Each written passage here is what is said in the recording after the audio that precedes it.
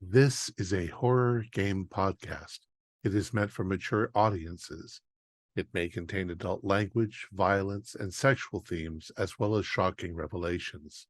Viewer discretion is advised.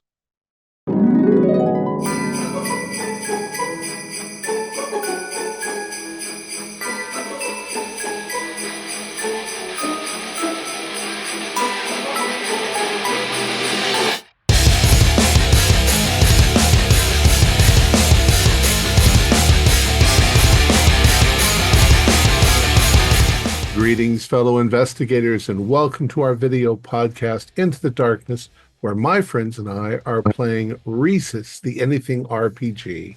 I'm your host, Thom Raley. The scenario is A Kringle in Time. It was written by S. John Ross, who is also the creator of the system, and the scenario is available from DriveThruRPG. Preston Firestone is our game master, and this is episode 1. Before we begin, I want to mention that I'm currently in the process of updating our Patreon site. I want to make sure that our contributors your contributions are put to the best use. Your generous support helps to pay for our websites, our club space, and everything that goes into our video production. It's your support that keeps us going, and we deeply appreciate it. So, without any further delay, let's begin our journey into the darkness. Preston? Thanks, Tom. Since this is the first time we'll be playing Risus on the channel, I'd like to begin by giving a little introduction to the system for those who are not familiar with it. Risus is a universal RPG system. It doesn't have any setting. It's just mechanics for describing characters. A character is made up of a cliché, where a cliché is just a shorthand for a kind of person, implying skills, background, social roles. A character might be a Viking, a gambler, a womanizer, a poet. These are all cliches that imply something about how they might act in a situation.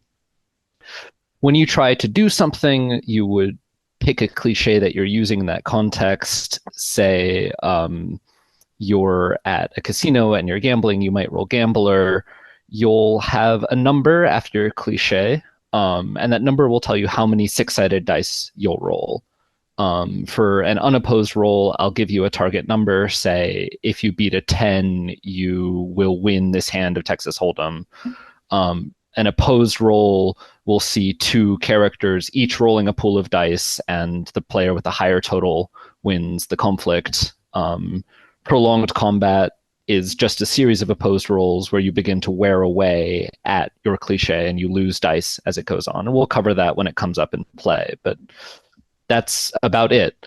And if just open the floor if anyone has any questions about their character sheets to make sure they're well formed, to clarify any final misunderstandings. Everybody's happy? No, I think they're pretty clear. Cool. Then to officially begin, by Lawrence Ferlinghetti.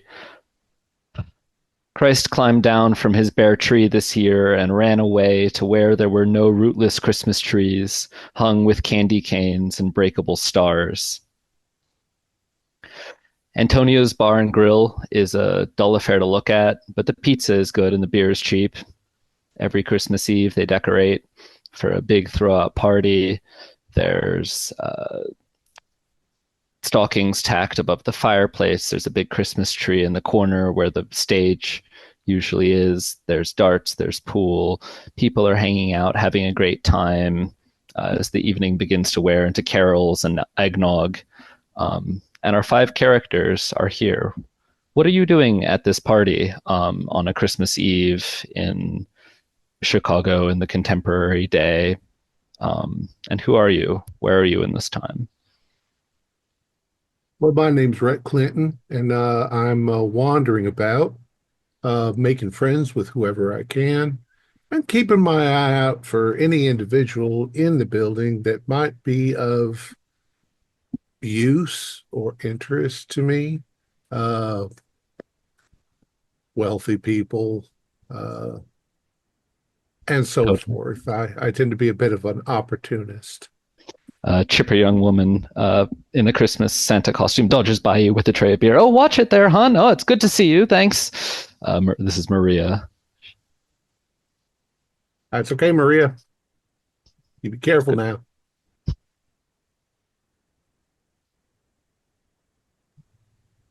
Is this Uh, party being put on by somebody, or is it more just like the bar itself is? It's hosted by Antonio, the bar's owner. He's a little bit shy. He's behind the counter filling pints. And his colleague Maria is running the floor. She's bebopping around, talking to customers, flirting with the cute ones, avoiding the paws of the more disorderly ones. It's a pretty rough and tumble mixed crowd that comes into Antonio's. that's what brings me here in my capacity as a private detective. You never know what kind of information you can pick up in a place like Antonio's. When I'm in full detective mode, I like to eavesdrop on people's conversations here, get a feel for the place. Sometimes also I see an attractive looking individual whose blood I might wish to partake of, if that is the way that evening's programming has gone. Totally. There's plenty to find out here. I keep my ears open. I'm here for the discounted. I heard the bar was discount tonight, so I'm sitting at the bar with a whiskey, neat. Gary, my sidekick, beside me drinking orange juice. Just kind of drinking a lot. Well, Lady Silver, it's been a hell of a year. Swig of orange juice. When did you start cussing? Good for you, kid. I'm trying something new. That'll put some hair on your chest. Maybe you'll finally earn that name. You think I'll be a real superhero someday? Sure. That the trick you got with your arm is just popping off. That people love it. Great trick. Oh, thanks. And out of nerves, one falls and says, "Oh, let me get that." Yeah. Red Kiso, as the party is winding to its peak, people are singing. I have no idea what I would be doing in Chicago. Um, I Totally. think I've been wondering after defeating every person in Japan, China, Russia, Alaska, and Canada in an epic samurai duel. I have now moved south to Chicago to conquer this land as well. Absolutely. And I'm Absolutely. just sitting on the floor, sipping my sake from my bowl. Well, it's Very kind of brooding. dirty down there, partner. You ought to sit on a chair. Chairs are for the weak. Excellent. Um, Fred is pretty much in his element. Uh, he's wandering around the bar, um, trying to get anybody's attention and doing magic tricks and singing songs to anybody that'll listen, hoping that they'll give him like, some change or a dollar or something like that. Um, you know, it's like, take a look at this, ma'am. Take a look at this. Look here. And he tries to pull like a coin behind her ear. Oh, And I never really touching someone. oh, I'm very sorry. I'm very sorry. I'm very sorry. Why, Antonio's used to be a respectable establishment, and now they have people grabbing coins out of ears without even asking. well, here, you can have this one. And I give her my only quarter. Oh, And thank you. I'm like, God damn it. What kind of magic trick am I going to do now? And I just kind of walk away. Hey, buddy, I saw that magic trick that you just did. Uh, uh, is this the way you normally dress? Are you in a costume, or is this your style? Well, It's I'm pretty. actually I'm a performer by trade. I'm a vaudevillian performer. I sing, I dance, I do magic tricks, I do all kinds of things. Your clothes look pretty authentic. I'd say 1920s, maybe. Yeah, it's yeah, I try to look the part. Um, Yeah. you also look the part too. You Look like you came off the range. Well, I do have a ranch out in Kansas, but I'm visiting. I live out here most of the time. I got I guess you could say, a posse that I hang out with. Uh, but I'm here alone tonight, just looking around. Uh, you got a singing voice on you too. Not too bad. You Thank play you. that banjo? Oh yeah, yeah. I can kind of strum some tunes. Nice, nice. Eh, The I'm trying to earn banjo. some money. The banjo is my favorite instrument. Oh, a fan, a I've fan. And I've traveled every single country from Japan to here, and I've never heard a more delightful instrument. well, let me play you a tune. Let me play you a tune. Oh, do you And take requests? absolutely, Please stop. absolutely. Please stop. Excuse me. That's The banjo's Christmas. not Come very on. funny. It's the Let's perfect combination between a guitar and annoying. Hell is wrong with you people? No good music if it hits you in the face. Do you know old Susanna? I certainly do. Oh, Susanna, oh, don't you cry for me. I'll sing along 'Cause I with you. come from Alabama with a banjo on my knee. This is a singing bar. Antonio gets into it. The crowd begins to sing along a little bit. They're cheering. Um, Just it's a a night. single tear rolls down my cheek. It's so beautiful. Yeah. So yeah, sir, since you enjoy my music so much, you wouldn't be happen to maybe give a little tip. Help me out. I have Of a tip for course. you. Keep practicing. Hoping for a I'll drink, I'll but I'll take it. I'll buy you a drink. Thank you. Thank you, What's your sir. poison? G&T, gin and tonic. Gin and tonic. All right. I'll bring that back. I'll bring it over to you. I'll go to the bar. So, I haven't quite been able to figure you out. You look like you're a detective, That is my profession, yes. but The I don't hard-boiled variety. You have a case? I, I no, but It's the I don't. metallic glint. Is it the metallic glint that is confusing you, sir? Well, perhaps it's also the odd cologne that you're wearing. It's got kind of a industrial oil smell. It is important to maintain lubrication at all times. Ain't that the truth? I see you are leaking right now yourself. But personally, I find all of this Christian imagery, as much as it has been altered by syncretism, somewhat troubling. Now, are you one of them split personality people? Because you seem to be fluctuating between three different things. In my case, it is not a disorder, but a sub-function of my programming.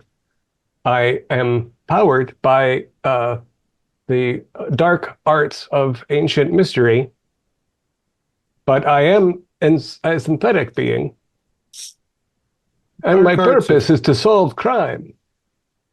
the dark arts of ancient mystery. We talking magic again?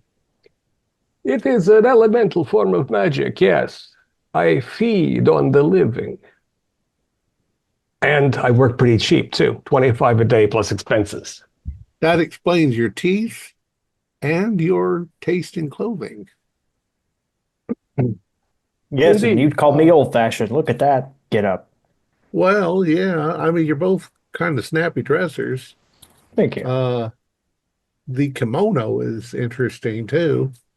Though I really think you should get off that filthy floor. Okay, I'll stand up. I I have known people to spit on the floor at Antonio's after they've had a few. Now, Disgusting. You people have now, no manners. Miss, did I hear that fella there call you Lady Silver. You, Oh, yeah. Nice to meet you. This is Gary. hey, Gary. Oh, Jesus Christ, Gary, you've dropped your arm there. Let me pick that up for you. Interesting. Thanks so much. I I didn't expect so many interesting and magical people in this room. Antonius has a certain reputation as a nexus, a meeting place, as it were. Indeed. I should introduce myself. My name is Rhett Clinton, and I too have been touched by the mystical and magical in my lifetime. You do have a bit of a sparkly aura about you now that you mention it. Oh, well, that's interesting. You must have a bit of a predilection towards handsome men. Um, It's a it's a compulsion, kind of a curse. so you also draw prey to you. Well, yeah, I mean, you can kind of say that. I don't actually do anything nasty to them. Well, not harmful anyway. Uh, but I mean, we all are opportunists, don't we? We fall in love with people that they can help us in some way, maybe make us feel better, maybe make us rich or pay for our drinks. Yeah, well, partner, I can tell you one thing. The love of a dame is something that comes and goes, but you can't Uh, count on it. but I ain't really into the dame, but I mean, That wherever the money's coming explains, from. that. I thought the aura was a bit lavenderish. Uh, Oh, that's very nice of you. That's yeah, a favorite color of mine. it does suit you. So, has anyone heard of any skullduggery or crime that I may investigate? So by now the bar is quieting down. The holly wreath shaped pizza is nearly done. The final eggnog is being served. Antonio is beginning to clean up a little bit. The sleet outside has begun to turn to snow. When suddenly there's a thump on the roof, and then another thump, and several clitter clatter scratches. Some soot falls down the chimney, and the fire goes out in magic sparkles. Are any of you doing anything in response to this? It's about to happen. And Antonio, my friend, do you normally receive guests through the chimney? Well, on Christmas Eve, I'd hope it was Santa Claus. And just then, dusty, sooty hooves drop down into the fireplace, hairy legs. It lowers itself out and stands to its full height of 7 feet. Its antlers reach nearly to the ceiling. It's no human shape. That's And it looks at you with glassy eyes and says, "Merry Christmas." that's the Krampus. And What the happy hell New is the Year. Krampus doing God here? bless us, everyone. It, Oh, I, now I've seen everything. I see no sack of children who have misbehaved, however. Is he carrying a weapon in an obvious fashion? no, this character pulls out a pack of cigarettes, lights one, walks over to Antonio, says, "I'll take a beer," puts his elbow on the beer and says, "I'm Dasher.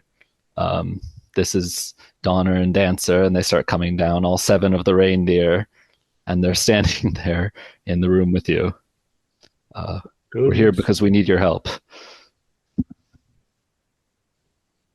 Um, You want some pizza? that would be delicious. I'd appreciate that very much. Santa, there's been a terrible encounter with Christmas magic, and Santa is in great danger. All of Christmas, all of reality is in great danger, and we need heroes to come with us on a journey to save it, to restore Santa to his jolly self. Well, I'll And tell you're you, Dasher, my fee is $25 a day plus expenses. Yeah, And just like him. That's my fee too. And that's a mighty fine smoke you've got there. Is that a woodbine? Oh, Oh yes, this is a special. You can only get them in the Chinese market. Actually, they're very difficult to get exported. But we fly over every year, and I pick up a carton. Here, take one if you want. I had no it'd be very idea kind of you. that the flying reindeer could talk. We're imbued by Christmas magic with certain powers that don't necessarily come to all. Christmas magic is a very powerful force, and Santa has used it to accomplish some great things. But he's gotten greedy in the last few years. He is the grand wizard of Christmas.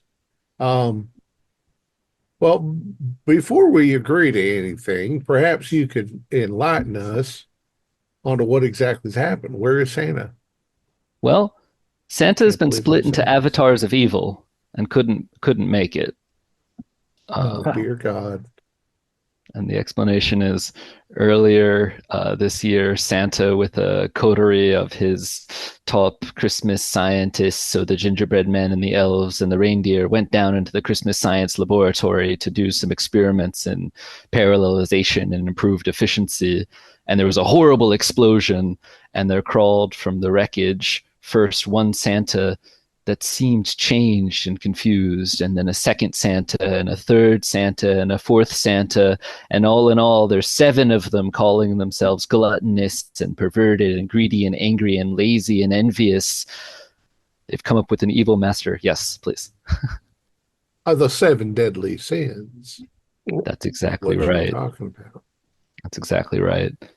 I've fought many avatars of evil, culminating in a final godlike boss fight before, so this shouldn't be new. But Mr. Yoshinaka, I don't think we want to kill Santa. I think we want to probably reunite his avatars into the one Santa again. Well, This is an amazing event. It's a good intuition you have, Rhett. Dasher says we have it from the Elf Rebellion's Christmas magic scientists assure us that the strategy here is to kill the individual avatars, and then we will oversee a ritual to reunite them into the one combined Santa. But for now, they are demonic illusions spread throughout time and space. If I'm checking my phone here and looking at the time, yeah, we ain't got much time before midnight to get this whole thing fixed. It's Christmas Eve. Well, funny thing that the one of the reindeer's powers is time travel in their sleigh. That's how Santa gets around so quickly, you see. You learn something every day. Yeah, that's really why they're needed. The sleigh flies itself. So these 7 deadly Santas you have lost, they are scattered throughout space and time. Have you some sort of map that coordinates the location of these nefarious beings? The Elf Rebellion at the North Pole is doing its best to tap into encrypted communications. We know Envious is at North Pole running the whole scene. His goal is to eliminate everything in Christmas that isn't Santa and turn it into the Santa holiday. And we know that at least one pair of the Santas is in New York. And we know the date that they arrived. We don't know what they're up to there. But that's the best lead we have. Which ones? No, we don't. It seems as though we might need different skills depending on which of the deadly Santas we're dealing with. I've probably got lust covered. You have an advantage in that regard, certainly. When did the pair take themselves to New York City? Well, with time travel, it's sort of hard to give a straight answer to the question of when it happened, but they are there by December 21st next year. But the impact could be immediate because Santa is spread throughout all of time and it's beginning to unravel subtly. Personally, I'm not an enormous fan of the Yule season, but reality itself is something that I prize and think should be retained. Shall we then Yeah, begin in New York City? yeah. And your detective skills may come greatly in be valuable. I certainly hope Even if so. uh yeah, I mean I'm game. I don't got nothing else to do. Might make a phone call, tell everybody where I am. Um, this is becoming a Doctor Who episode. Great. We knew we could trust you. The naughty and nice database is always accurate. Which one are we listed on? Are we the good guys, or are we the naughty or the nice? Oh, you're nice. You're all Yeah, nice. May take a while for kind the of nice to neutral. come out. We try. All right, let's get on that. Are we going to ride in the flying sleigh? So in a wink and a sparkle, you're on the roof of Antonio's. The sleigh, it's impressive. Beyond just the painted wood, scrollwork, elaborate hull, it has a trans-temporal circuit with 700 chronopulse output, rocket boosters, onboard computer, internet connection, radar, LADAR, sonar, nice dar, naughty dar, video with 1,000 movies, wet bar, cargo area. Um, as the reindeer begin to harness up, uh, Dasher and Blitzen look at the broadly depressed cushions behind the driver's seat. They suppress a tear. I'm, I'm gonna miss the big guy. And Do you need a driver? I've got a lot of experience on buckboards and someone's got to take the old man's place, right? stagecoaches. All right, I'll take that spot. Reminds me of when I was a young man. Great. You're all aboard. The sleigh takes off into the swirling snow. Um, I'm gonna take a second here in the break between scenes to have a sup of coffee. Just hear those sleigh bells ringling, ching, ching, tingling. Oh no, Christ. Exactly. No. Just jingling sleigh bells. Um, the swirling around you takes on a vague peppermint odor. There's some subtle red stripes in the clouds. And as the snow glows and clears, you see emerging below you the illuminated monoliths of Manhattan, red and green, blinking for the holidays. Dasher chimes in over the harness intercom. Well, where should we set down, boss? Did you have is New York's big place? Where do you think they are? Don't you think the naughty dar will be helpful in locating these two deadly Santas? They are probably emanating a great deal of naughtiness into the atmosphere of the city. Totally. I'll flip the switch. Totally. You see, it comes on, and it's a map overlaid with red and green dots for every individual person. There's tight clusters of them around Wall Street. Lots of nice people living in Brooklyn. There's no obviously outstanding. Santa exists in a sort of metaphysical space separate from niceness and naughtiness, and so isn't like gonna show up on the scan in quite this way. But you can sense some level of intensely concentrated naughtiness around central Manhattan. Lady Silver, nobody explained exactly what it is that your particular talent is, other than having a little friend with the gimmick. Oh, yeah. Do you And fly I or just anything? disappear. No, I'll just like disappear from sight for a second, then come back. Ta-da. Visibility. Should come in handy. Did the old man have like a bar in here? I'm like looking through. I'm Oh yeah, there's a wet bar. hell yes. Absolutely. Nice, Well, nice. then do you think the safest place for us to sit down in the middle of the night would be Central Park? Uh, I'm sure Totally. there's no uh, bad people wandering around Central Park in the middle of the night, not on Christmas Eve. It's a few days before Christmas now, so you've gone Ah, I, forward that's and right. back. We Yeah, traveled in time. it yeah. is, in fact, the solstice, a magical time of the year. Yes, it is. And as you touch down in Central Park on the longest night of the year, um, it's snowing heavily. It snows everywhere the sleigh goes. Uh, it's freezing cold. What year is it now? It's 2025 because it's next year from this year. Oh shit. Yes. Chronometer says 2025.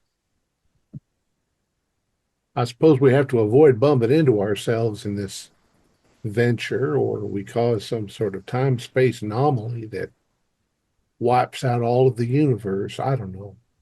Huh. I hope we do bump into each other. Then I would finally find someone worth dueling. Nice. What if you both lose? Well, death with honor. A real man would fight himself right here, right now. Let's see you do it. Well, I don't know where my other self is.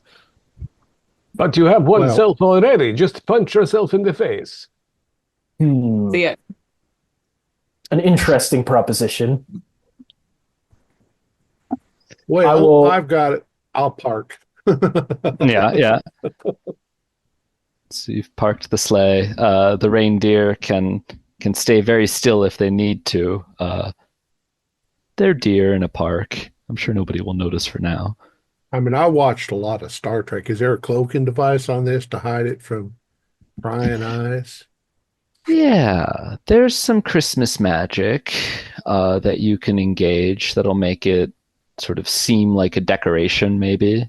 Some sort of like somebody else's problem. Oh, it's just a Christmas decoration. Isn't that nice? Yeah. Well, Mr. Nose 482, what do you suggest? How can we find? I mean, maybe they're creating mayhem or somewhere in the city. There seemed to be a concentration of naughty in Midtown. We will go from bar to bar until we find someone who knows something. That sounds like a good idea. That's a great plan. Let's do that. Totally, totally. So, do you pay Gary something?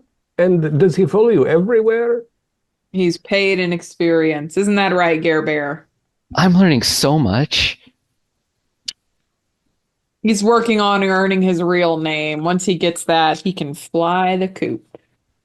Sorry, Gary, you can't actually fly, but you know. So there is some Someday. fashion by which you can tell your assistant how to make himself invisible? Also, Silver is not invisible. Like, I didn't choose the name I was given. It's just given to you by the one who teaches you. So we're still working on Gary's name. It's kind of a tough hang with the arms. The names, they don't really come very easily. Totally. You stop in a couple Whoa. bars, you chat to a few people. It's SantaCon in Manhattan, so there are hundreds of drunk people dressed as Santa running around. There's these Salvation Army guys also dressed as Santa with their bots and the bells. It's crowded. I'm picturing it like 10:30, 11 at night by now, and so it's been just one not quite right lead after another. And just as you leave a bar thinking, I don't know, at this point, it feels like it's not going to work for you. You hear a scream from a nearby street corner. Through the falling snow, there's someone dressed as Santa Claus being attacked by an angry man in a large trench coat. Santa's lying on the ground screaming, "Help me, help me!" And this man is leaning over him, stabbing him with what looks like a sharpened candy cane. "Eat sugar, wicked claws!" That's a clever weapon. And then you eat it, and no one ever finds out what happened. That's brilliant. I will whip out my cord Hmm. and I will tie the guy up, just throwing it in, using my powers to wrap him up. That's going to be our first roll of the session. So, Rhett, tell us what cliche you're using here. My my witch warlock abilities, Yeah, and I got a 4. So is that 4 dice then? that's 4 6-sided dice. I'm going to say it's going to be a 10 to catch this guy. Okay. And I got 19. Nice. Okay. So you really rolled beautifully. Yeah. Yeah, describe what it looks like as your rope ensnares this So guy. the way I throw it is very much like a cowboy would throw a lasso, except that I don't actually have to hold on to the rope. Uh, it streams out, flies at the guy, and hog ties him very quickly, and then he is subdued on the ground like a spring calf. Nice, And nice. we He's writhing. we go running over there. Totally, totally. He's writhing on the ground. You're with them, aren't you? You're one of them. And the poor Santa is just like trying to collect his wallet and get up. I'll help the Santa up. Does this Does he? particular Santa smell of alcohol? He's maybe a little bit, you know, a little Does he look sharpness. like a college boy from New Jersey wearing a Santa costume? I'm picturing more gentleman in his late mid 60s from New Jersey wearing a Santa costume. The sight of the blood, I find it somewhat distracting. Are you all right? Are you all right, sir? Am I okay to go? This is a hell of a way to get off. I was just volunteering for and this guy attacks me. Well, first of all, kid, tell me how badly you're injured. Do we need to get you to the hospital? It's time for the ER. I think I'll be all right. I mean, a candy cane just sort of sticky, honestly. Um, Won't just penetrate most clothing, I understand. Was there some reason that he called you a wicked Santa in particular that you know of? the guy on the ground is going to be writhing and saying, "There's a conspiracy of them. I saw him outside the Chinese takeout eating a pizza and a box of lo mein at the same time, and they've been following me everywhere. And the Vampire Kings." And That the sounds guy a great deal like gluttony. and the guy is going to say, "This crazy man just yelled at me and I mean, you can see he's not making any sense." Yeah, I don't see any reason why to keep you here. You can go about your way. I'm going to start interrogating our tied up guy. The Don't you tied think up guy is the one accusing the person we're about to let go of gluttony. at least we should pull on his beard and verify its authenticity? He may be a Santa. Oh, Yeah, it comes off, and he pulls out his wallet. He's like, "If you just want to see my ID or take some money or something, please. I gotta get home to my wife." I think this fella here did see something, but he can't tell the difference between the Santas any more than we can. So he just picked this one incorrectly, but he's probably seen our culprit. Yeah, I saw him. I saw him. I saw him behind the Pizza Hut. I see lots of things back there. You wouldn't believe the mole men who come out of these sewers. Can you give us a better description? I know he was dressed like Santa, but It was we do believe there's some sort of maniacs running around. this was a huge, imposing, just he had to have been the real Santa. The spirit of Christmas was in him, and and he was strange, though he seemed evil. And he was scarfing down just boxes of pizza and piles of food, and he was handing out these weird bells to these hypnotized, sort of like scruffy guys that have been following me around ever since. I guess I'm moving my hands. He's tied up. Bells or bills? Bells. Ringing bells. Ringing Yeah. bells. Could you All untie right. me? I think the situation has de-escalated. If I untie you, you gonna go home and sleep it off? Oh well, yeah. That was the plan. I gotta get back to the little Christmas party to Fred and Kathy and Gloria. I didn't expect to be waylaid by this adventure. They'll be excited to hear. Oh. I'll snap my fingers and the rope will coil itself up in my hand or something like that. He'll rub his hands to restore some circulation. You guys are some heavy dudes. He's sitting on the floor. What are you, some sort of like Harl and Lordy impersonator? Is that a real banjo, my man? Of course it is. And you're a samurai and a superhero? This is a hell of a trip. Now you just get on there. We're the Christmas police. Exactly you- where This did you problem. see this oversized Santa eating multiple pizzas pie? Pizza's pie. Well, I have a day job with the man at the pizza parlor, and I was taking out the trash at the end of the night, and he was in the alley there just digging the boxes out of the. I'd never seen anything like it. It was an inhuman, ravenous hunger. And the precise cross streets of this joint.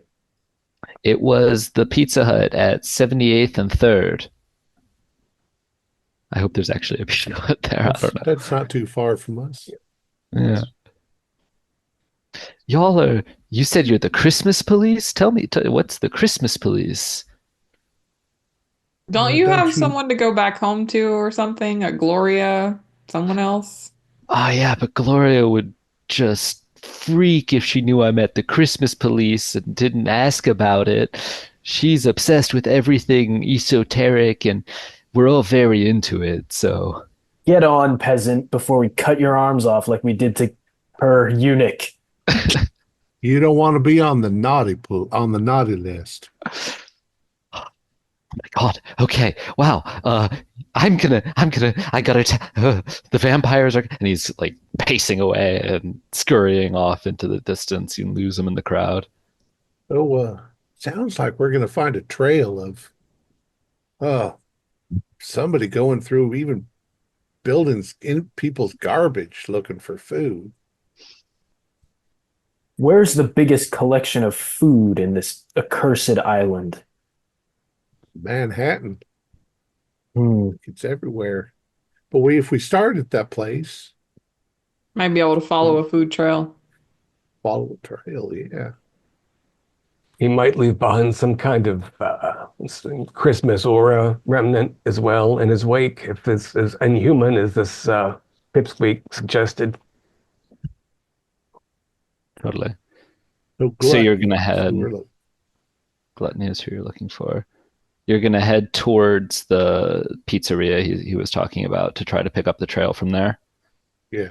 Precisely. So you're on your way to the pizzeria that was indicated. I assume you keep the reindeer apprised of your movements. Yeah, we probably got a reindeer radio that we can, Totally. or maybe it's an app on the phone. Yeah. We're tracking you Text from the sleigh dash. here. That's it. So you're walking across the cross street and then up the avenue, and you start all to feel some form of just malaise and holiday sadness. And suddenly it all begins to seem very depressing. And the glass around you begins to vibrate, and you hear some tinnitus, some ringing in your ears. And just as you step to the corner, out from all sides, step four of these scruffy older gentlemen in raggedy old dirty Santa costumes, holding bells at you maliciously. And in the background stands a large, rotund figure holding a box of Chinese takeout. Oh, ho, ho, ho, ho! Get them, my drones! And he dumps the whole thing and all the noodles. So they're ringing And this their will be bells at us. They're ringing their bells at them, and they're disrupting your nerves and flesh. This will be our first combat scene. And just to I'll set up the scenario. So these four guys are advancing at you, ringing their bells at you. Santa, I assume you've put together that he's gluttonous. Santa is standing in the background, supervising, and he doesn't have the stomach for destruction. He is being a stomach for chicken lo mein. Um, how are you reacting in this situation? I think the first thing that I need to do is turn off my oral sensors so that the effect of these bells will not bother any of my processors. Totally. Totally. And then I shall attempt to disarm these vagrants before they can harm the others. Cool.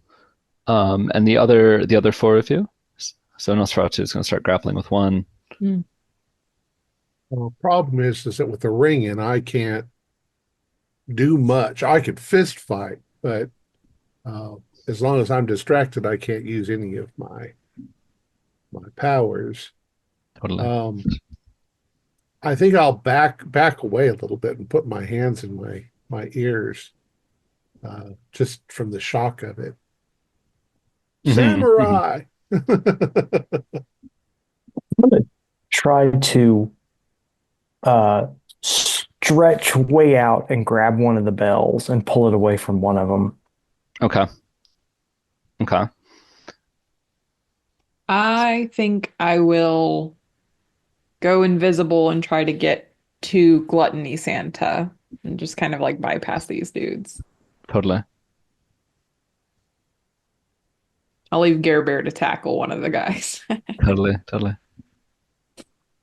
I think I'm just going to draw my cursed blade and chop one of the guys in half.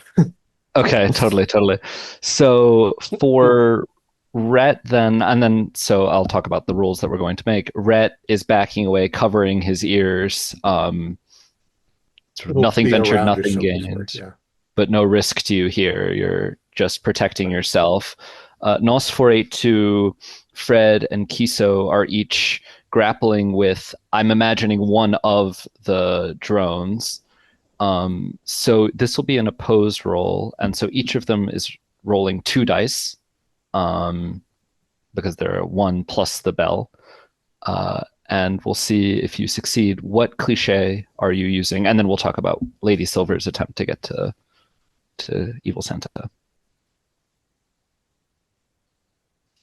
Well, one of the tools of the robot cliche is strength, so that would give me 4 dice to just if I'm impervious to the bell weapon, because I can turn my hearing off. Mm-hmm. Cool. So you're going to roll 4d6s. I'm rolling in the Discord chat because I don't have dice on me. So your opponent gets a 4. You have to beat a 4. And I've got 11. Great. Are you socking him? Are you grabbing him? I think it's just grab the bell and crunch it into a mass of metal that will no longer be operable. And if he's got a finger in there... Great. Sort of, when the bell is no longer operable, he's sort of shocked and dazed and just sits down on the floor. And Fred, you're going to roll stretching, you described? Yes, I'm going to kind of in a Mr. Fantastic kind of way stretch myself over there, try to distract him and grab one of the bells. Great. Give us a roll for your stretching cliche. 3. You got 3? Yeah, because Okay. I only put 1 in stretching.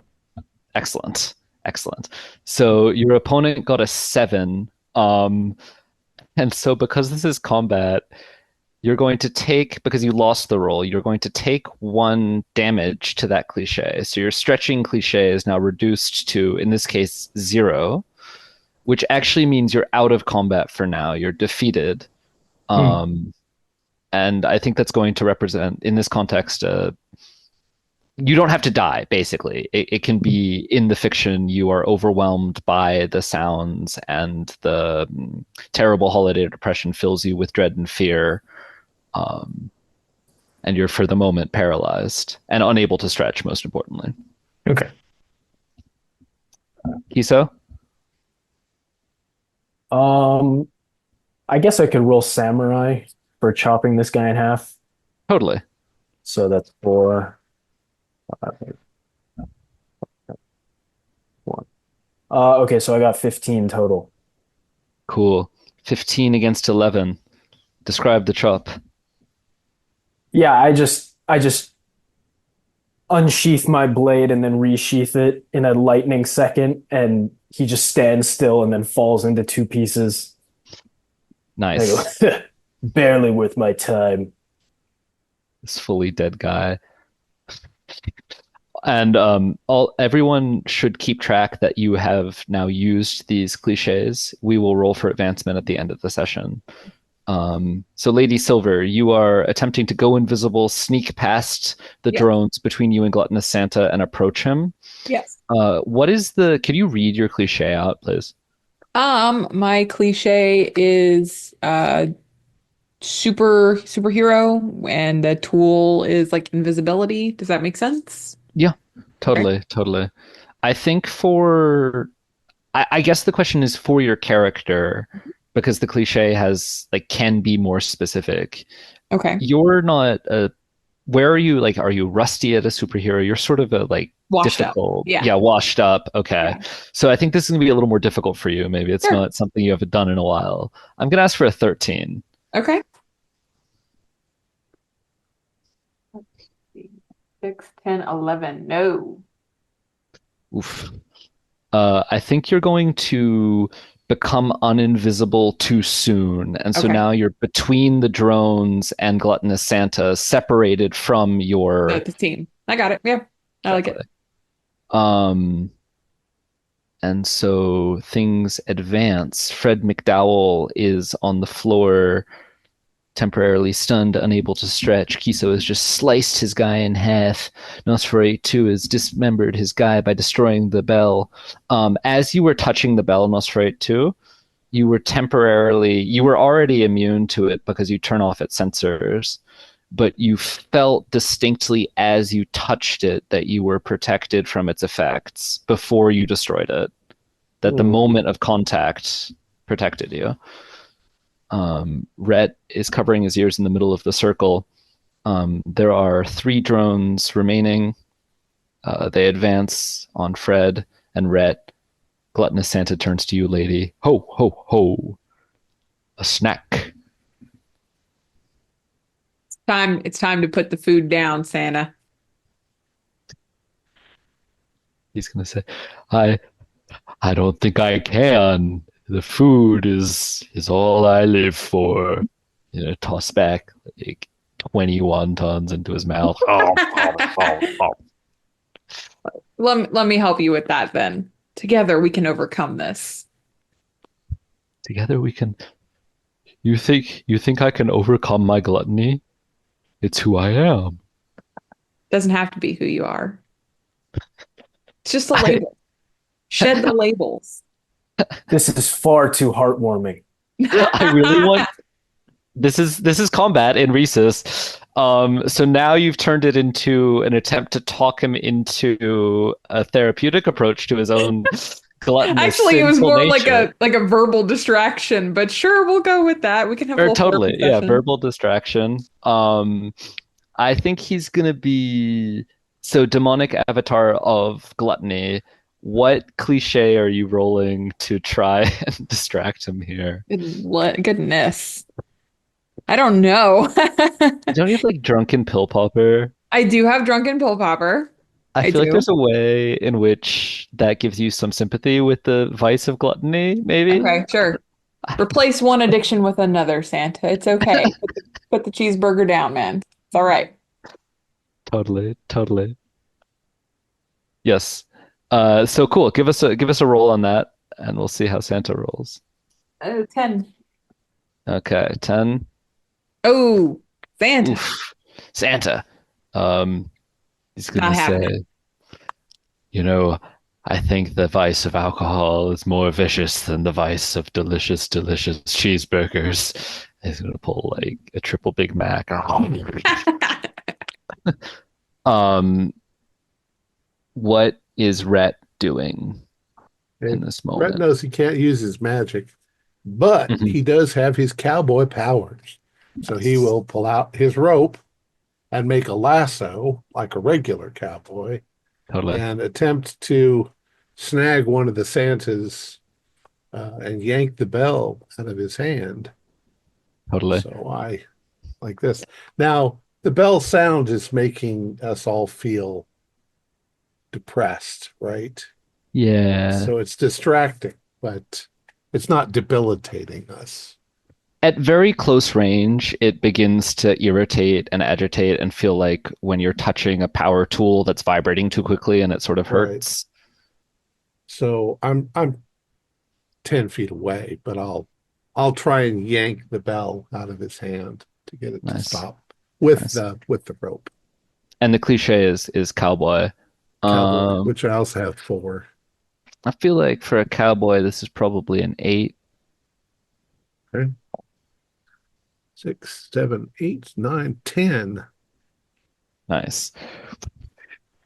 You yank it out of the drone's hand, and again, detached from the sleigh bell, this guy just looks confused and lost and slumps down and sort of woozy and hungover like.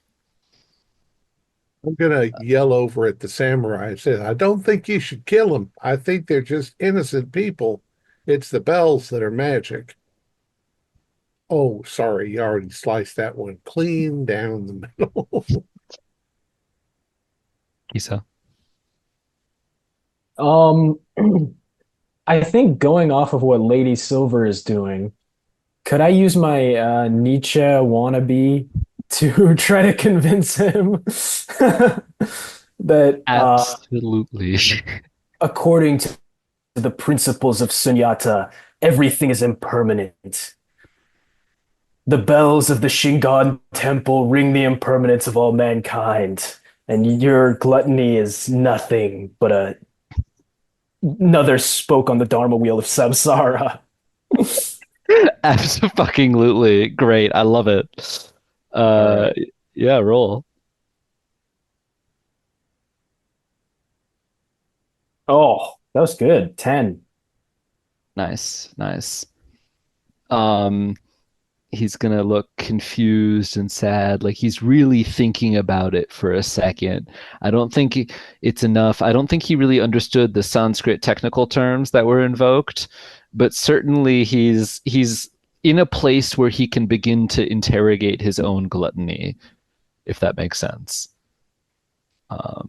He's not immediately violent. He's sort of like sadly stuffing fries in his face, just like big handfuls. Not for 8 too. Well, technique worked efficiently on the first time, so I was going to do it again, and then that guy got sliced in half, and there's so much delicious blood that I cannot resist immediately having myself a bit of a sock on the torso of the deceased old gentleman. And this is Manhattan in the middle of the street, and people are just kind of walking around, ignoring you, not looking. I know this seems quite illogical, but in fact, it is my power source. Please excuse me. Quickly while it's still warm. Understandable. Um, the gluttonous Santa, seeing that his drones are beginning to drop one by one. I think we're down to at this point 2 of the drones remain. Um, he's gonna say, "Who are you? Who sent you? What is this?" And he's backing away. Actually, one's cut in half, one got his bell crushed, one got his bell taken away. Uh-huh. So there's only one left, or four, right? Yes. Yeah. So there's one left with the bell. One after the bell, who's sort of desultorily ringing it.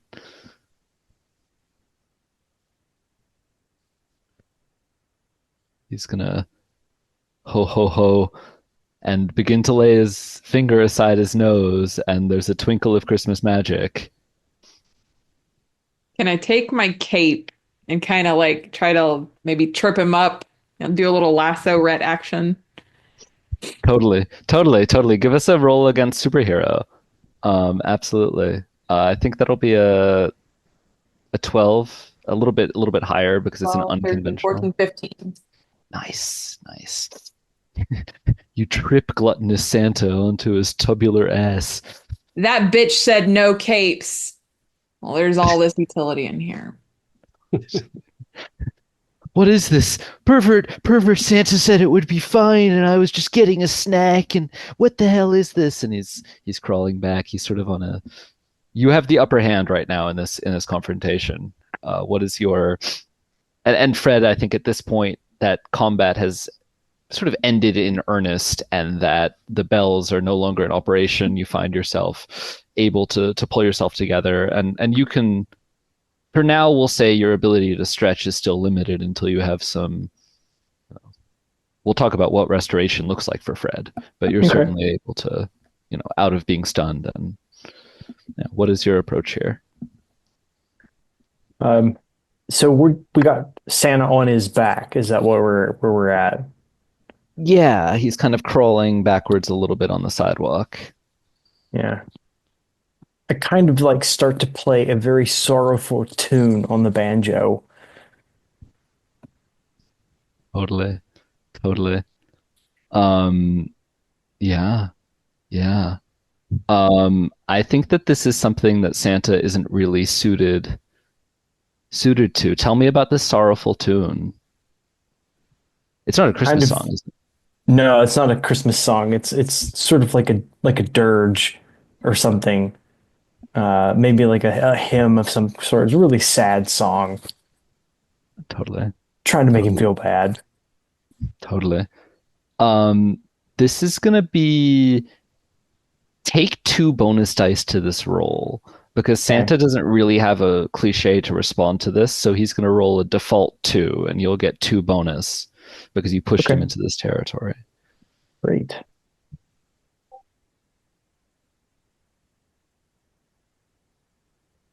$14. Nice, nice. He begins to melt in tears. Describe the desired effect. What are you looking to get him to feel here? I'm really looking to get him to feel that he's going to ruin Christmas if he doesn't. And just all the sad little kids that don't get any presents. And you should be ashamed of yourself. Sitting around here eating cheeseburgers while little kids don't get nothing for Christmas. It's terrible. Totally, totally. He's just sobbing now on the sidewalk. I think pretty decisively defeated emotionally here. You've gotten to all he wanted. I can do this in character. All I wanted was to make Christmas better for the children by being more of myself, and now I can. You think my doctor likes my cholesterol where it is, but they just keep giving me cookies.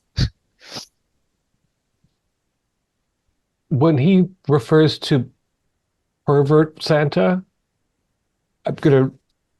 my head rears back and my metallic face is covered with gore. And I say, pervert Santa, I suppose he is in Times Square, no? Oh, perverted Santa! No, he holed up in a department store. It's he likes the kids sitting on his lap. Oh, Macy's. I think we got to go to Macy's, kids. We finish this sad sack off. There's only one way to reclaim your honor, gluttonous Santa. The right of harakiri. And I'll offer him my Tonto knife. He's gonna look at you and say, I'm too weak.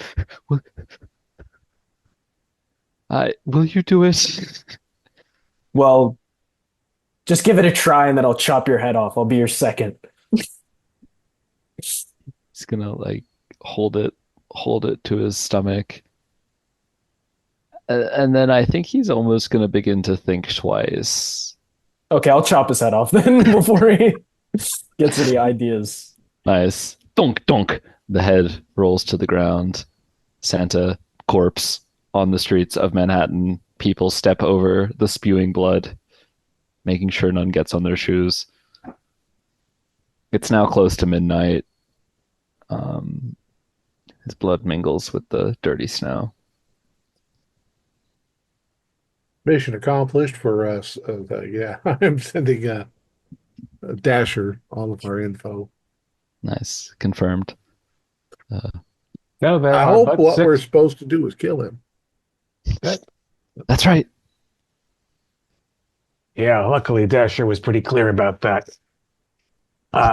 So Macy's is what, 5th Avenue, 34th Street?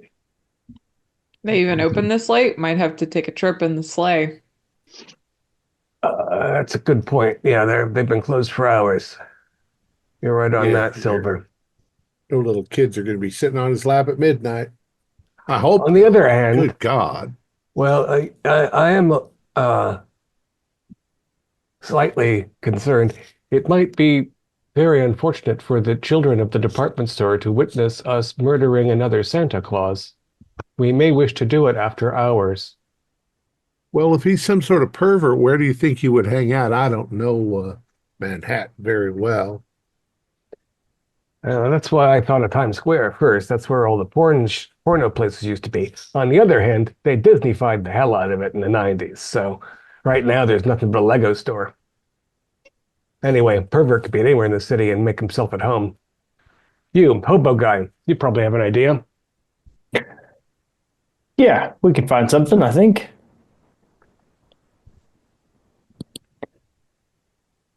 Actually, Dasher. that's a good plan. Could I be in a hobo kind of person? No. Wear pervert Santa? God, that's terrible. I just said that out loud and it sounds terrible.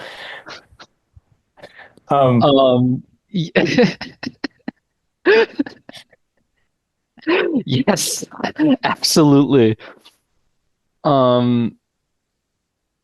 I am not even going to ask you to roll for this. I feel like this is sort of hobo lore. There's a newsstand in the ground floor, and this is Risus Earth, so fiction and reality are promiscuously mixing. So apologies to anyone who's actually been to this Macy's. Um, there's a newsstand at the ground floor corner of Macy's that's known for its specialty collection upon request only. There's a connoisseur scene. Oh yeah, we can probably find him. By the way, did we do anything with the bell that I yanked out of the guy's hand? I don't want to touch it. I have psychometry. I'm afraid it might have double the effect on me if I touched it.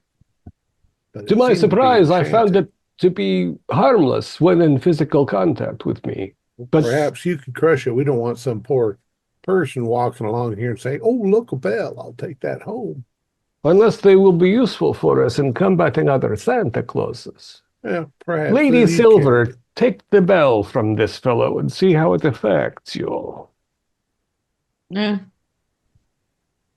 You feel as you pick it up and ring it, everybody else begins to feel this distinct sense of malaise and ringing and pain. Lady Silver, you feel nothing. If anything, any piss-offedness you were having at the holiday season is now dismissed. Please Don't stop. feel anything. Oh, sorry. I didn't think it did anything. I feel fine. Maybe General malaise. we can let Gary carry them in his pouch, or does he have a Yeah, sure. backpack? Gary could use some holiday cheer. He Oh, makes me feel a little bit disgustingly merry. Ugh. Gary, take the bell, son. I get to be helpful. And he has his backpack. Oh my goodness, thank you. Thank you. So proud of himself. So as we're heading in that direction, I've got a question for Nos 482. So Nos 482, you are an android or robot? Are you metal all the way through, or is there any actual carbon-based material you're made Well, up? after all, Rhett, plastics are carbon-based, so I Oh, have I many guess it's components true. that are organic, but I am fundamentally an artificial organism. However, I am powered by a core of pure vampiric unholy energy. Well, I was kind of getting to that. I was kind of wondering how you became a vampire. Did a vampire bite you? This, my friend, is the quest of my existence. I do not know who constructed or programmed me, or why I am simultaneously a 1940s private detective and a vampire. I do, however, know that I replenished my core just now by harvesting from that dying man his life essence. Very interesting to I see if we can suspect there help is you a find mad out. scientist somewhere who is responsible. Himself, Well, probably a multiplicity of cliches. yeah. Well, you did a good job. You certainly are a vampire, and you're certainly a detective. And I'm mostly sorry, I was just kind of curious. understandable. We will get to your backstory at some point, I'm certain. Uh, that's a long one. I assume it involves romance novels and maybe a dragon or something. Dragon. No, there's no dragons. No, but it involves a long and rich history, stretching way back into the 1800s. How old do you think I am? I look Well, 28. yes, the magical glamour around you, you see, is quite convincing. Yeah. But you are Well, wise beyond your apparent years. And again, you fit. remind me of the cover of a paperback novel I see at the airport. Oh yeah, those old romance things. I don't have what's Bare-chested in his a name's black long, vest. long blonde hair. This always looks silly to me. I, Fabio. I'm yeah, Fabio. Yeah, That's it. That's who you're thinking of. It's Fabio. I am in fact 180 some odd years old. I'm not exactly sure because I was adopted. So you all are en route to the Macy's department store. Um, it's now probably past. Oh no, it is past midnight by the time you get there. Um, it's dark. It's snowing. The snow is now lightened slightly since the sleigh is no longer flying. Um, you're standing at the bottom of this large closed department store building. Do I So see this newsstand? Yeah, it's closed for the night, but it's in the corner. I'm imagining it's one of these where one side of it goes out onto the street and the other side opens into the lobby of the department store.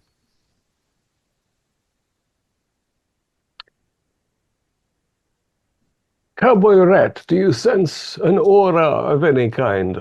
Or rather, supernormal activity? No, but let's try something.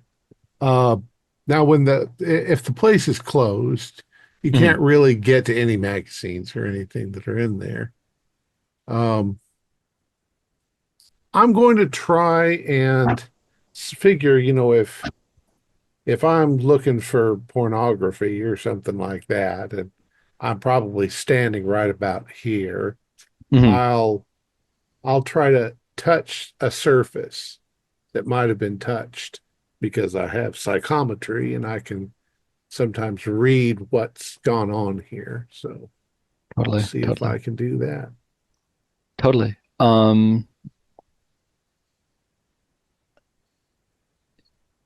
You roll. I did. I don't know what you're gonna. I got a 12. I don't know what you're gonna ask. Totally. I was gonna say probably automatic success, but because you rolled Okay. and got a 12, I'll give you better than automatic success. Okay. Um, you've detected a great deal of perverted and lustful energy, desire, shame, self-restraint, and then breaking. Um, and then under it, as your well, what is it like? What is this psychometry? What does it look like for other people while you're doing this? Well, it's kind of like you touch something and you start to get visions in your mind, uh, but horribly, they're visions from that person's perspective. So, yeah, I get a flood of the feelings that the person felt and what they were looking at and so forth. And it can be overwhelming if it's, I mean, in this case, it's evil pervert Santa. It's probably, I wheel back away from it when I feel it. Totally. Oh, Jesus Christ. Yes. Pervert is right. Uh, Yes. he was definitely here. If we can, oh, if we can figure out which direction he went in, uh, it's hard to tell. I can tell you that he was standing right here, but I don't know which direction he would have gone. I Yeah, suppose we could walk along and touch things, but he might not have touched anything totally, other than a totally. door. Traditionally, a vampire can become a mist and pass through small entries that a normal human can't. Sadly, because I am in fact a synthetic, I can't turn into rats or bats or anything. Lady Silver, do you have a way to get into places? Nope, can't say that I do other than a good old fashioned lockpick type situation. Is this within my skill set? Yeah. Which cliche do you have in mind, Fred? I was thinking hobo for Hobo. this. Tell Yeah. me a story.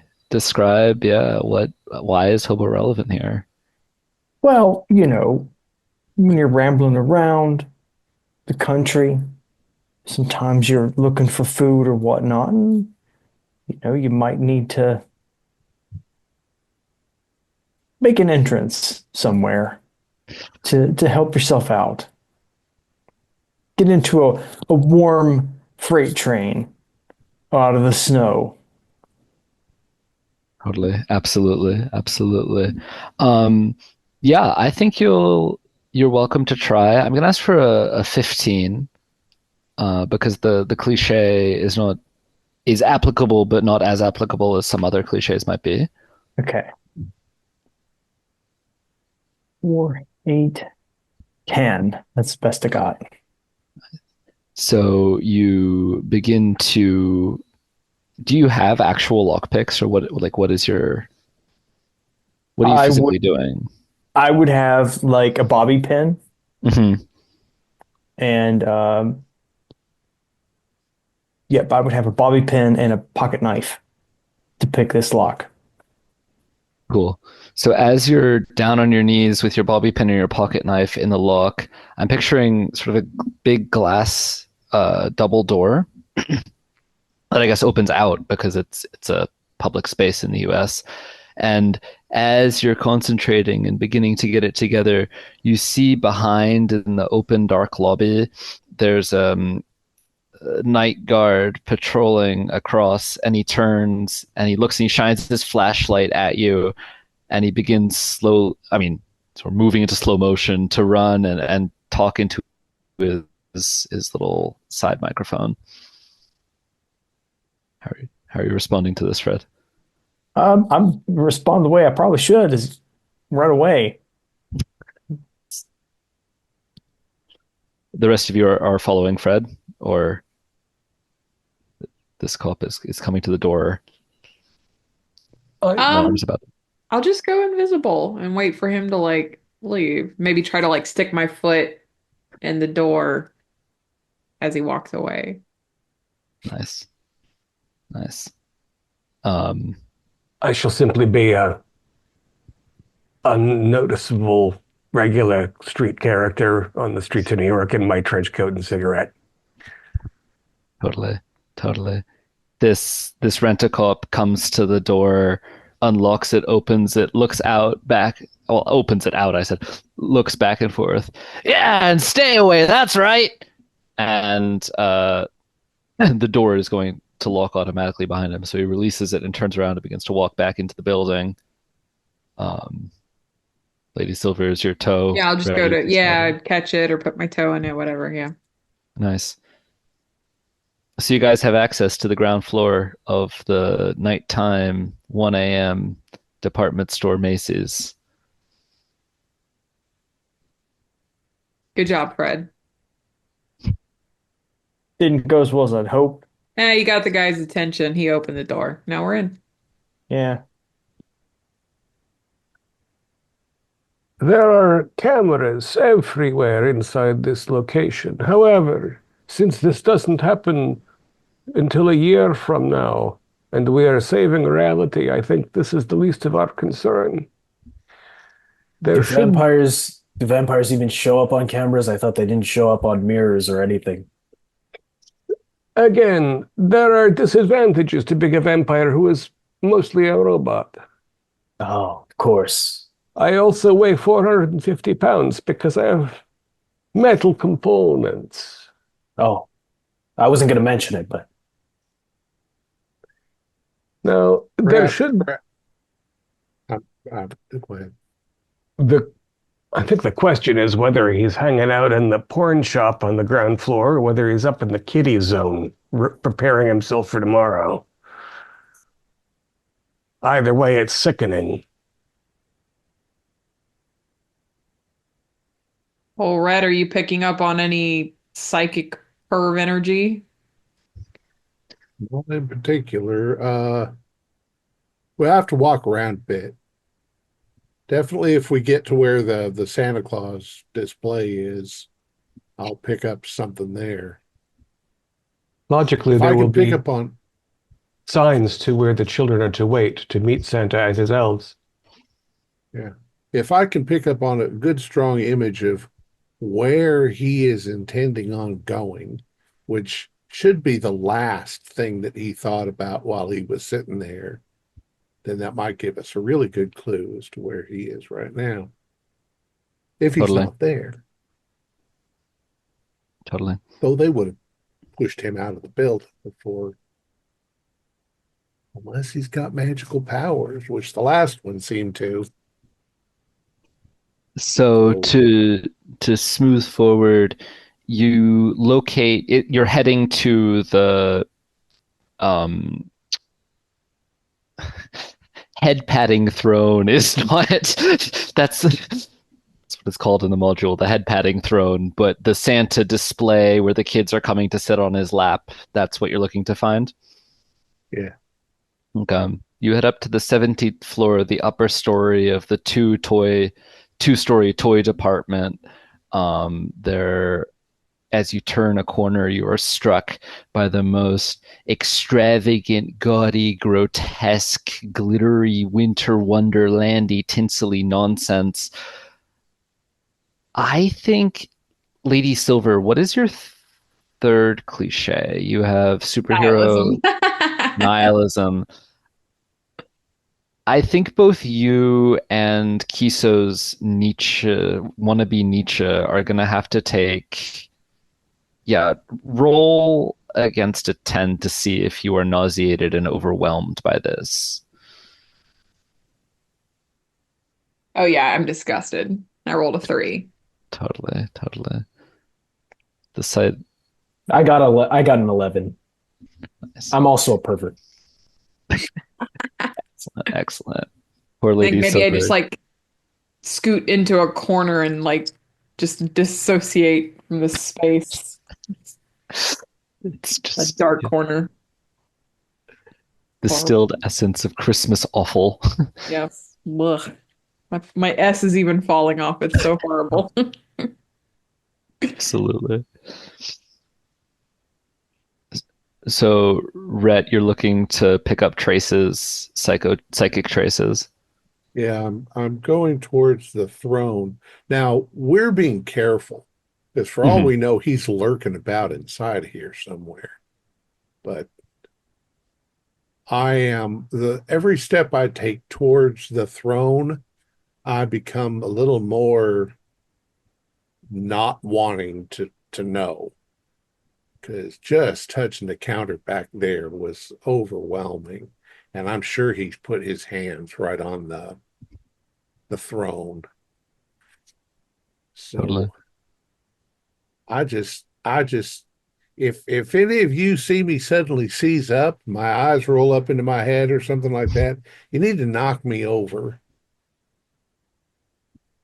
We might be finding Consider more. it done. We might be finding more milk than cookies here. Don't say milk. It's grossing me out now completely.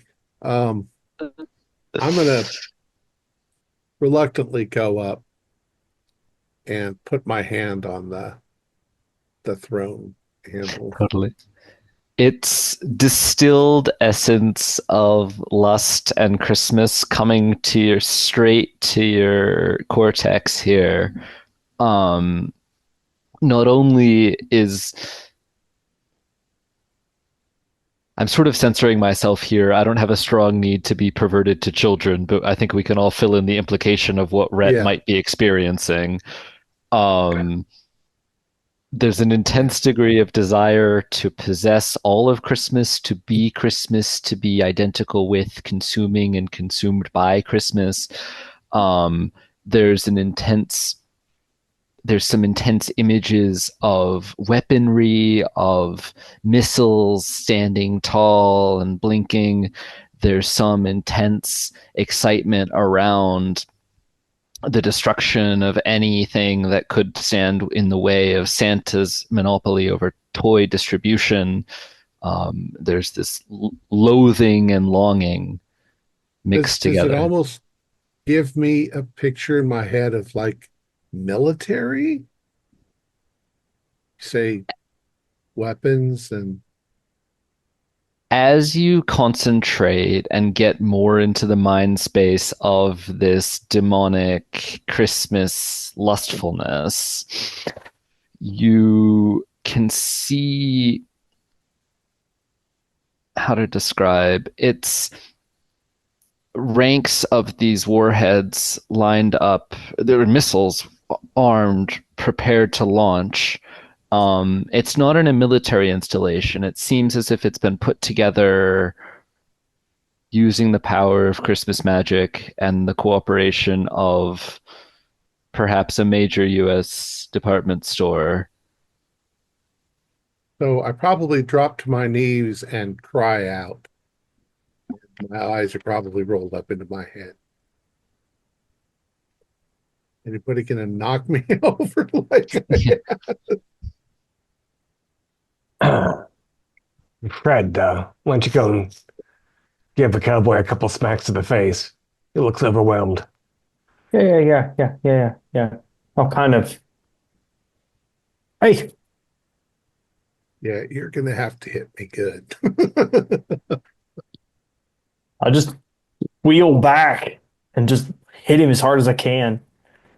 And I roll onto the floor and I'm probably shaking with Mm.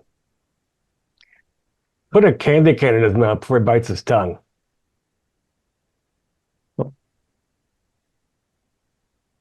just You okay, before you Red? shove it in my mouth, I yell out, nuclear bombs. Interesting. Huh. So there is kind of a war on Christmas we're dealing with here. Oh, no, I was gonna say that. Damn it. He's stockpiling some sort of bombs. I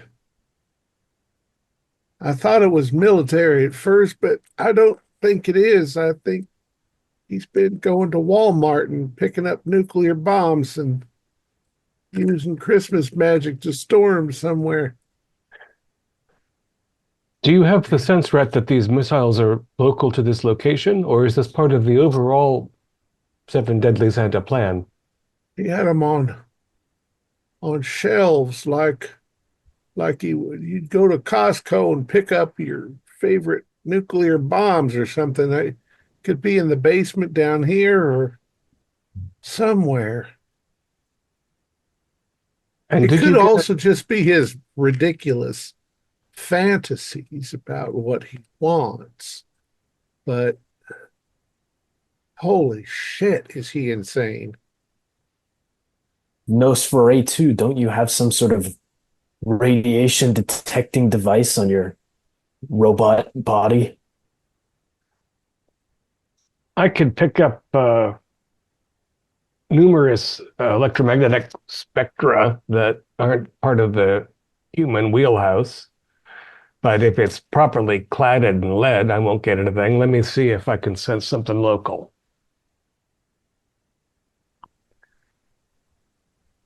So Yeah, you're trying. robot sensing roll. Yeah, give us a robot sensing roll. What TN?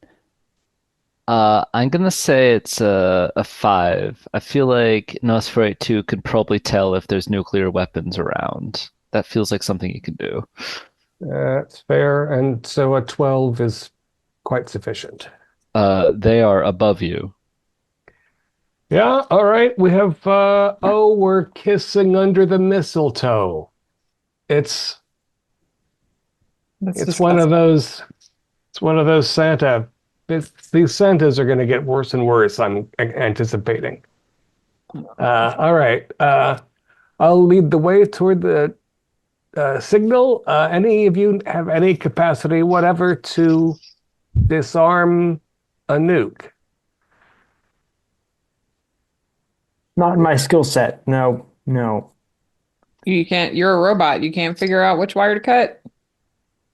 If the circuits are put together logically, I could probably determine the necessary colored wire in time. It might be more important to ascertain what the launching command is and how that is located, rather than try to disarm each individual missile. How many do you think they were, Rhett? I don't know what was real and what was not, but he wants to destroy everything that's not Christmas. Could just be almost all of New York. These are some sick Santas. That's all I have to say. All right, upstairs. Keep an eye out for the cops. Probably also has something to do with the missiles are kind of phallic symbols. So, he's a pervert. Totally. To be fair, he's lustful. To an extreme extent, I grant, but it's a sin. Extent is right. Yeah, I didn't touch the seat after all. Thank God I didn't touch the seat. Just touched the hand, but it's worse than anything I've ever seen on OnlyFans. OnlyFans. So you head up. The signal is going to take you, Nosferatu, to up past the shopping floors to the office-built spaces above them. You'll have to go up the stairway, and I'm going to assume that you're able to, between the 5 of you, get through this locked door, and out into. There's cubicles, there's lounges, there's some office rooms up here. Are you going directly to?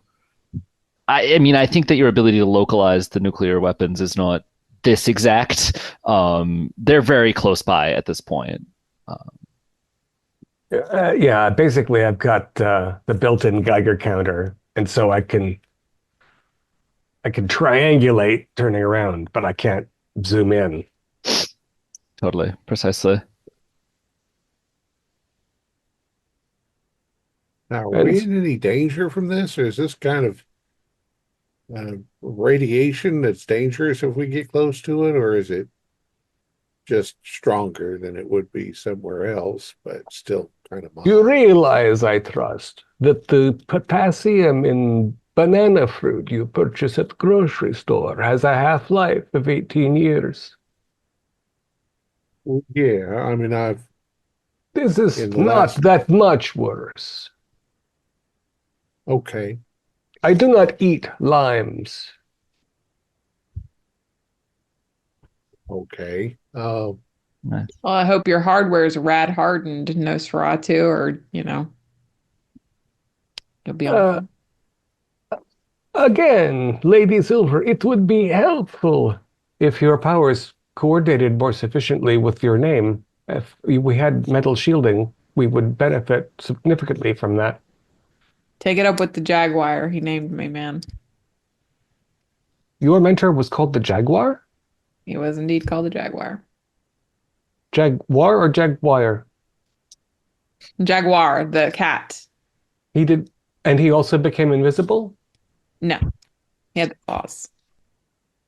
Shapeshifter sorts. We come in all flavors.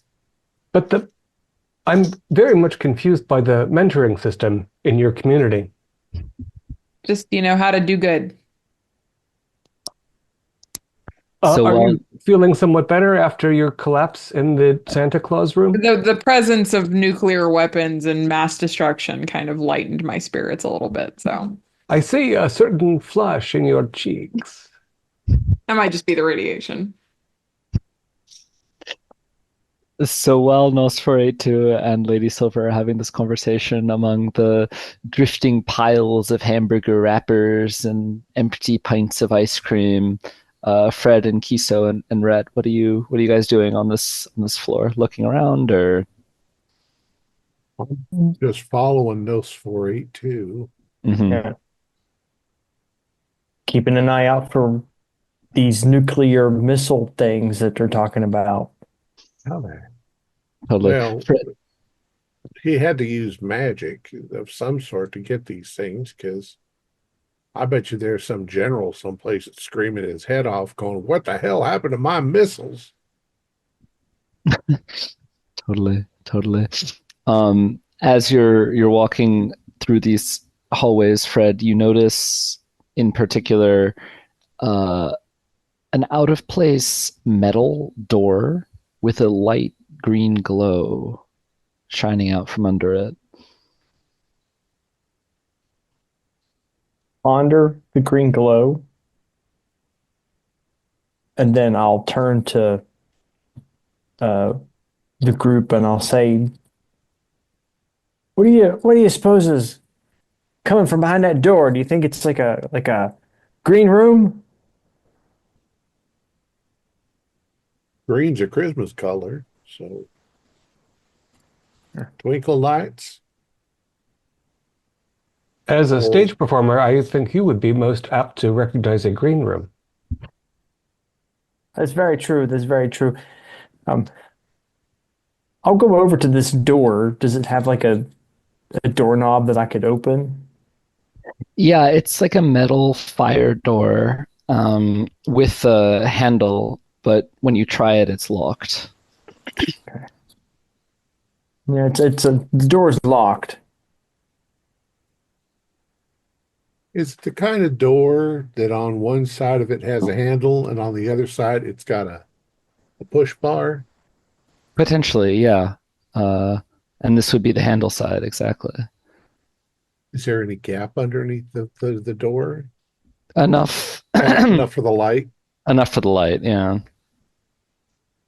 Well, my rope's probably too heavy, but I bet you there's some Christmas ribbon that might work. Ribbon's as good as a rope. Totally. And I'm kind of doing it blind, but I could try and hook that bar and pull it down so the door opens. Yeah. Yeah. Roll us a cowboy roll. Actually, this would be the magic roll. Magic roll, Witchcraft excuse roll. me. Witchcraft, yeah. Well, I got, let's see, 11. All this adding. I know that's the thing with these pools. 18. 18. Nice. You swing the ribbon under the door. It snakes up, hooks. You feel it grab, and a light little tug, and the door swings open. A flurry of snow bursts out into the hallway. Beyond, a trail of glittering ice leads about 20 feet into a star-filled void, ending in a platform on which stands a giant machine, the Beckoning Cosmic Gateway Generator Mark II Limited Warranty Edition. The room has no walls. It just extends to a black starry void on all sides. A green beam shoots up into the sky from the machine. This is an exceedingly unnatural place that I don't think we should linger in any more than necessary. Do we have any missiles or just this dimensional gateway box? Just the gateway box in this room. Did we try to shut it down? I wonder if it's got. I wonder if it plugs in somewhere. This is the sort of thing I'd love to just cut the cord rather than try to mess with the machine. Totally. Maybe it's plugged into the wall somewhere. Are you going to go looking See for any the wall, walls, Fred? though. Sure. Yeah. I'm picturing a sort of Busby Berkeley style, not Busby Berkeley. Gosh, it'll come to me later. You almost step off. There's no floor under you. Ah! Buster Keaton. Man. Buster Keaton, exactly. Thank you. I mean, if that's what it looks like is going to happen, I could tie my rope around your waist and I don't want you to fall. An infinite void might pull harder than this reality. See, the only thing that is visible is the Christmas atmosphere and the machine. Everything else is the black void of nothingness. Yes, in this room, as you examine the beam above, as especially Nosferatu being a robot, you examine the machinery. The beam coming out above is the emanation of the gateway that's somewhere physically above where you are now. And it's sort of this like weird space-time situation surrounding the generator that you're in. You can even observe, if you choose to do so, more information about where this gateway might be leading. Can I take some pictures of it with my camera and send them to Dasher and see if he's got any advice on what this thing is or what we should do? It definitely does appear to be close technology. There is no response from Dasher, Rhett. Rhett, what if you floated one of Gary's arms over to that console station? Maybe you could press a few buttons, see what they do, or find a cord. Oh, well, I'll tell you what, his arms aren't ropes. It's kind of stuck with ropes, but he could hold on to the rope and I could send it over.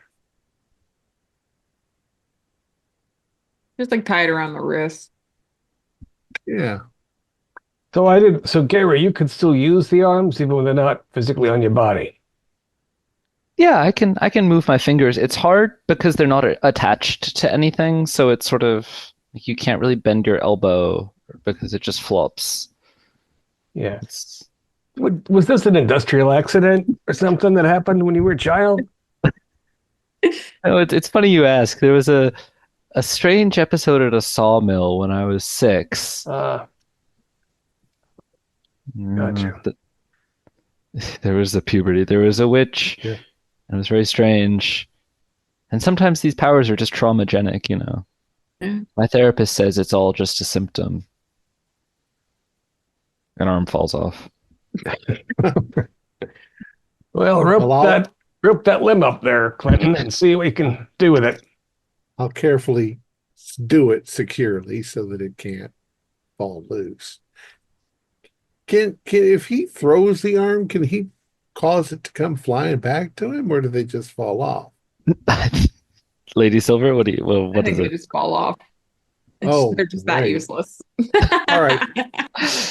So I will make a little hammock for it, and then I'll Just, use my powers just to to be make it. clear, Fred was gonna like fall into a void, right? Like we don't want to just try to approach this thing before we send Gary's arm flying Why are through. we sending Gary's arm over there anyway? I thought it was like because this is kind of in a void, right? But I don't know. Yeah, my understanding is that it is in the middle of a void with a path from the door to it, Oh, okay. and that There's a Ah. path. Fred was looking to like find the outer wall, and that's when he was going to be Okay, and that's falling into why the you void. went. Boop. Okay. Yeah, So there's a narrow passage, sort of like an like the ice bridge. Bifrost Well, why don't we Bridge send going. Gary's Yeah. arm across then? We could just walk up to it. Gary, I Yeah. thought I was going to get to be helpful. Well, I'm sure perverted Santa could find a whole host of uses for you, Gary. I can still feel what's happening when they're detached. Yep. Yeah. So, sneaky ninja guy, why don't you make sure there aren't any booby traps or anything between us and the machine, and then I will see if I can assess how the machine operates based on the logical capabilities of my superior intellect.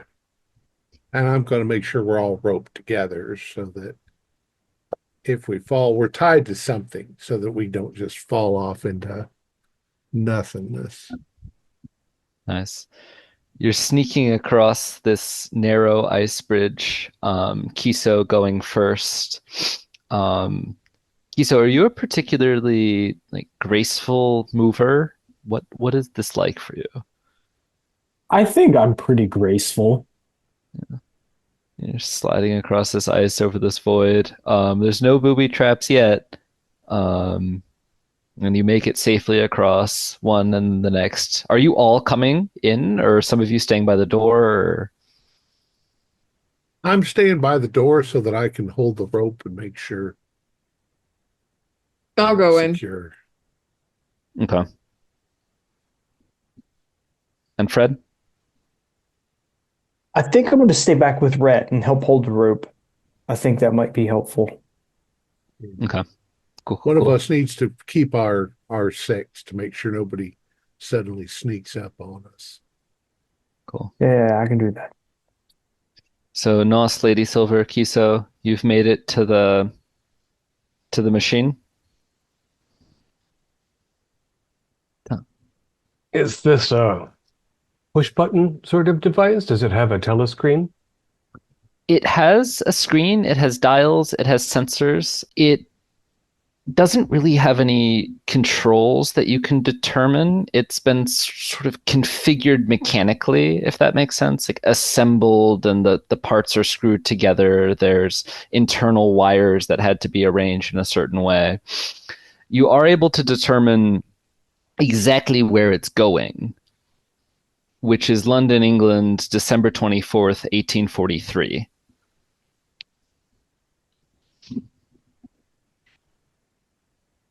My God, perverted Santa is trying to Scrooge Tiny Tim.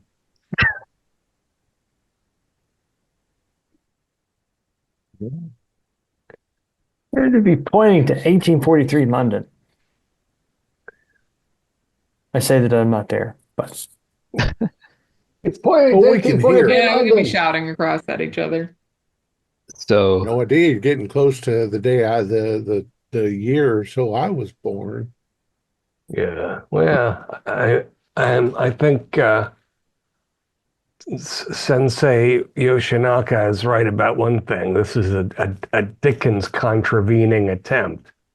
The question is whether we want to use this device to get there. But I guess, hey, will you call Dasher again and just make sure that reindeers are still? I'll keep texting them. still no response. How did Yeah. reindeers? They use talk to text primarily. Oh, that's what they do, of course. Yeah. I mean, How do they hold a cigarette? when I saw him light that cigarette, I was pretty impressed. It wasn't the holding because they got The hose. clubs. Yeah. But the lighting, I thought that was a pretty good trick. Christmas magic. Well, maybe we should leave this business here in case we need this device to travel there and then, and go and get the missiles before Lust Santa blows the shit out of 2025. You think? Yeah. Sounds good. Sounds good. You can leave your ribbon tied around the door handle in case we need to come back. Cool. Absolutely. So you're proceeding, following up the gradient of the Geiger counter to the nuclear warheads. You find the secret missile launchers. A surprising number of office buildings in New York are actually equipped with nuclear launch facilities in their upper floors, including this one. There's an electronic locked door that I think you can breeze past again between the five of you. Your skills are such that you can breeze past, dink, swinging it open. And there they are, racks on racks, just cool, quiet babies waiting for lunch. Jesus Christ. Good God Almighty. How difficult is it to calculate the intended trajectories of these and their total destructive power in terms of human casualties? It's pretty easy. What I'd say between robot and detective, it's pretty easy. Give me a roll on your preferred one of those, just to see how much I get to mess with you. Robots number one. Ooh, math, 12.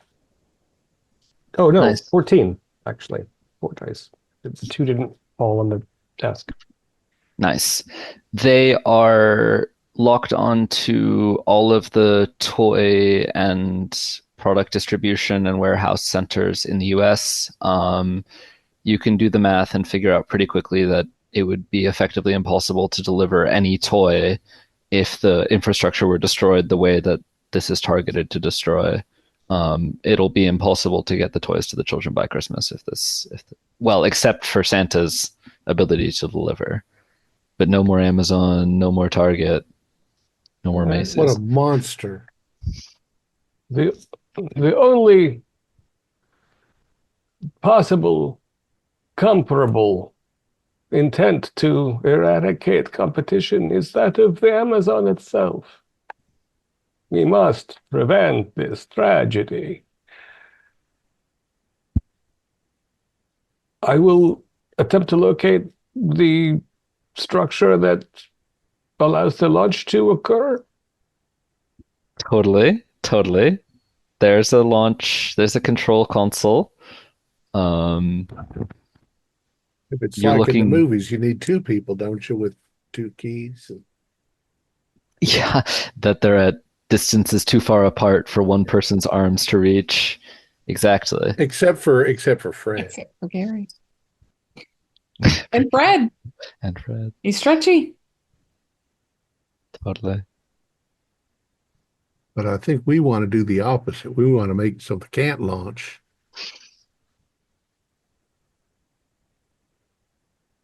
Is that the theory? Yeah, I think we want to disconnect the whole rack from the launching mechanism. And then if we can throw the launching mechanism out of the window, that wouldn't be bad either. Probably get a couple of Santas with it if it falls from high enough. Totally. Yeah. Are we getting any emanations of a lustful Santa lurking locally? Rhett? I'm Yeah. extremely reluctant to touch anything at this point. And does anyone else have like a vibe check power that they would be using to? I think I have to see somebody to read their aura. Okay. Unless he's leaving some kind of, again, there was magical snow in the scary hallway. There was magical snow in the scary hallway. There's been drifts and piles of gluttonous wrappers and soda bottles and things just lying about. There's been, as you pass through rooms, some salacious sexual magazines left lying about. Some of them pretty well worn. Yeah. Yeah. But no evidence of immediate presence is what we're getting Not that you've encountered so far, no. so far. All right. Silver Lady. I bet you're good with technologies, right? I mean, I am a superhero and this thing does shoot beams into the sky. It's, kind of Well, falls this thing under my launches purview. missiles. The thing downstairs shoots beam into the sky. This thing just sets off. All right, no good. What if we just use the time machine to decay all of the radioactive material beyond its half-life? Totally. Looks like the samurai's got a decent education. Of course. I get the impression it is extremely well traveled. But Or I I think that can would take, just try to- 500,000 years? And we can't get in touch with Dasher, Nope, still no contact with the reindeer. so I think it's the direct approach, which is either samurai sword to the mechanism or I attempt to disarm it. Oh, samurai sword to the mechanism. Now we're talking. Yeah. I'll say that NOS 482's inspection has assisted in the placement of the samurai sword in the mechanism. So we'll say that this will be a helping kind of situation where Kiso will roll and NOS 482 will roll. Kiso's dice will count in their entirety, and NOS 482 will contribute whatever sixes he gets. And it's going to be a 15. And that is no help from me. I failed. Couple of fives. Uh-oh. Failed. Okay. You swipe into the console. You hit a power line. It jolts you. You fall back. You tumble to the ground. The lights in the whole building, on the whole floor, flicker. And you all hear a distinct, distant echoing down the hall. A terrible ho, ho, ho. Merry Christmas. I think that's a good place to end the session for today. Oh.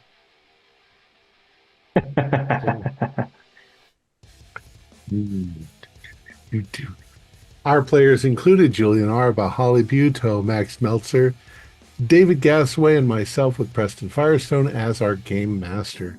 We have a Discord server where you can chat with other members, you can set up private games, and you can learn the finer arts of gameplay and game mastering. We provide audio-only versions of our shows free for you to download from Spotify, Podbean, or iTunes. Support for the show is provided by our patrons who are listed in the closing credits. If you'd like to show us your appreciation, please visit our Patreon page, or you can use the thanks button just below the screen. Like, share, and subscribe to our channel and punch the bell icon for updates on our latest shows, and leave us some comments. We enjoy reading them and answer any questions you might have. This is Thom Raley, together with all the members of our gaming club, inviting you to journey with us once again into the darkness for another adventure into the wonderful world of Risus role-playing game. Until next time, good luck, good gaming.